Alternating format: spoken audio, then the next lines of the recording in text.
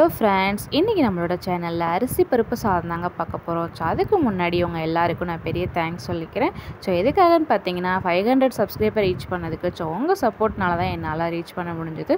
So அதுக்கு பெரிய thanks சொல்லிக்கிறேங்க.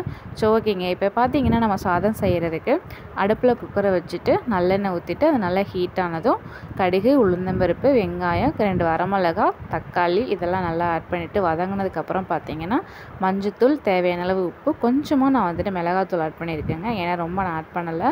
So நல்லா வதங்க விடுங்க. ஸோ நல்லா கிளறி விட்டுட்டு நம்ம ஒரு 2 மினிட்ஸ் வெயிட் பண்ணி பார்க்கலாம். ஸோ தக்காளி எல்லாம் வந்துட்டு நல்லா மசிஞ்சு வரணும் இல்லையா? சரி, அதனால் வெயிட் பண்ணுவோம்.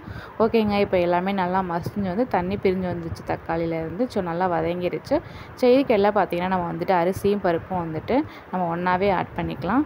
ஸோ பார்த்திங்கன்னா தேவையான அளவு தண்ணி ஊற்றிட்டு நல்லா கொதிச்சதுக்கப்புறம் விசில் போட்டு மூடி வச்சுக்கலாம்.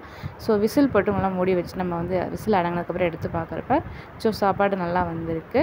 ஸோ நல்லா கிளறி விட்டுக்குங்க. உண்மையாகவே நல்லா சாப்பாடு குழஞ்சி பருப்பெல்லாம் மசிஞ்சு வந்திருக்கு பாருங்கள். ஸோ பிடிச்சிருந்தா லைக் பண்ணுங்கள். Thank you friends.